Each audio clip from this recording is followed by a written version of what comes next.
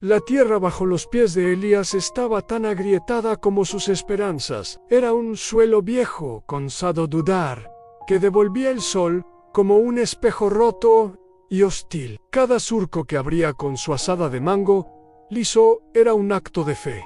Una pequeña guerra contra la evidencia de que ese año, otra vez, la cosecha sería magra e insuficiente para pagar las deudas y llenar la barriga de sus 2 hijos. El sudor le corría por la sien, mezclándose con el polvo que se le pegaba a la piel, formando pequeños riachuelos de barro seco sobre su rostro resignado. Rezó, como lo hacía cada mañana, pero las palabras le sabían a tierra estéril, a petición que se perdía en la inmensidad de un cielo vacío y azul. Fue al final del día, cuando la luz se volvía dorada y las sombras se alargaban como dedos cansados, que encontró la bolsa. No era suya, era un pequeño saco de lino, desgastado y polvoriento, abandonado junto al viejo pozo que ya no daba agua, sino solo y seco. Con manos que temblaban de fatiga, desató la cuerda que lo cerraba. En su interior no había monedas, ni comida, ni nada que su desesperación inmediata anhelara.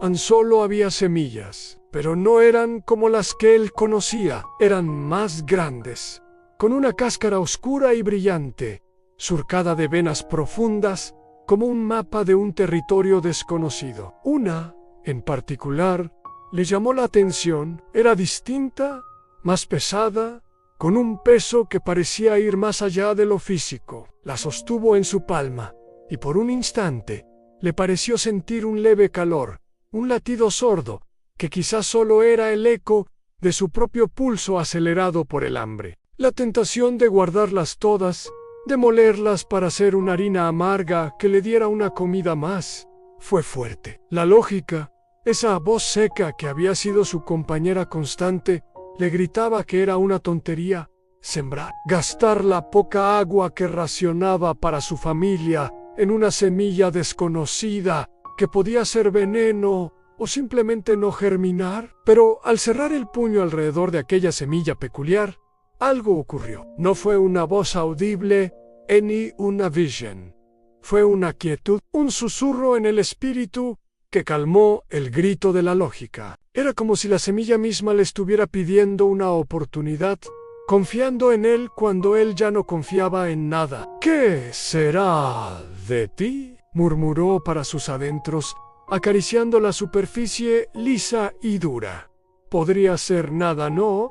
Podría ser todo. Y en ese momento, Elías tomó una decisión que no se basaba en la vista, sino en algo que había dormido dentro de él durante años, en la esperanza. Una esperanza frágil, del tamaño de una semilla, pero viva. No era la fe grandilocuente de los profetas, era la fe humilde del campesino, que, contra toda evidencia, cree que bajo la tierra muerta hay vida esperando a estallar. Buscó un rincón al norte de su pequeña parcela, un lugar donde la sombra de la montaña daba una tregua al sol de la tarde. Allí, con una devoción que no había tenido ni con sus mejores semillas de trigo, cavó un hoyo más hondo de lo necesario. Depositó la semilla con una ternura que le sorprendió a él mismo, como si acostara a un niño a dormir. Cubrió el hoyo y con un nudo en la garganta, derramó sobre la tierra oscura una cantimplora entera de su preciada agua. Fue un acto de fe pura, un sacrificio de lo poco que tenía por la promesa de lo desconocido. Su esposa, al verlo, no dijo nada, pero su silencio tenía el peso de la preocupación. ¿En qué estaba pensando? Los días pasaron, y Elías acudía a su rincón cada mañana y cada tarde. Al principio, solo había tierra seca, luego, una pequeña grieta, y entonces, un milagro verde, un brote tímido, pero tenaz, que se abría paso hacia la luz. No se parecía a nada que hubiera visto antes. Sus hojas eran de un verde más profundo, casi vibrante, y crecía a un ritmo que parecía antinatural. Donde el trigo luchaba por dar espigas raquíticas, esta planta se alzaba con una fuerza callada y poderosa.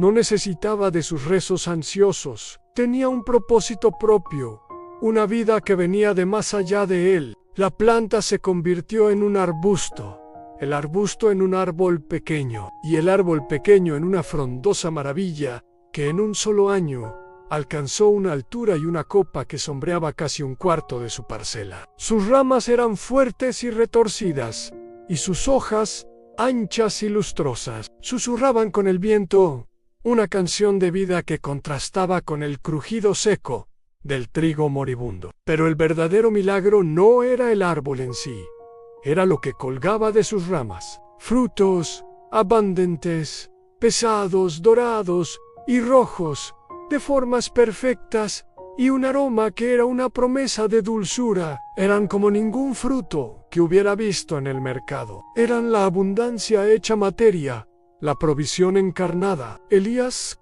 con lágrimas nublándole la vista, extendió la mano y tomó uno ánera pesado, firme. Lo mordió, y un jugo dulce y refrescante le llenó la boca, quitándole de un solo trago la sed de años.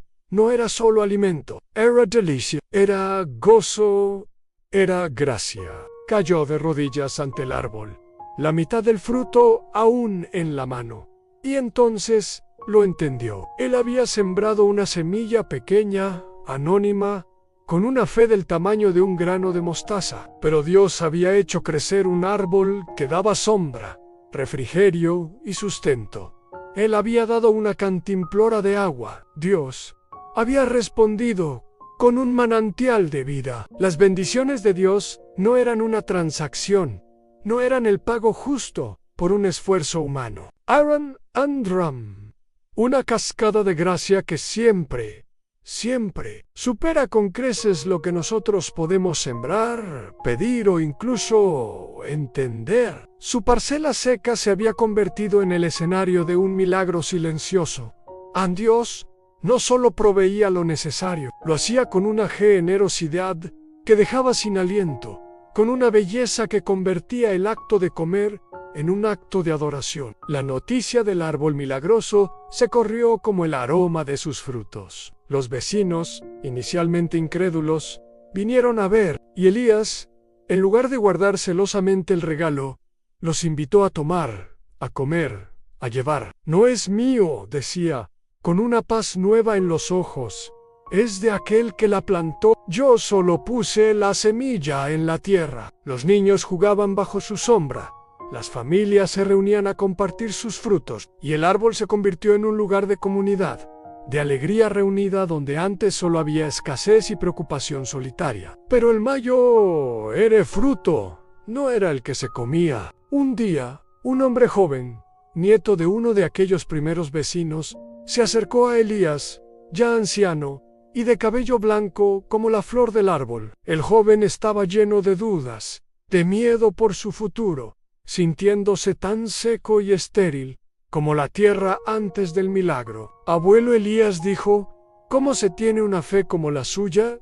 Yo no tengo nada que ofrecer. Mis semillas son pequeñas y mi agua poca. Elías, con una sonrisa que surcaba su rostro arrugado como los surcos de su juventud, señaló el árbol, más grande y frondoso que nunca. ¿Ves este árbol? Todo esto vino de esto. Y abrió la mano, mostrando una semilla idéntica a la que él había plantado décadas atrás, que había guardado como el tesoro más preciado. No era el tamaño de la semilla lo que importaba, hijo. Era el tamaño de la confianza con la que se plantó. Dios no pide que le traigas bosques enteros, solo pide que le confíes la semilla que tienes en la mano.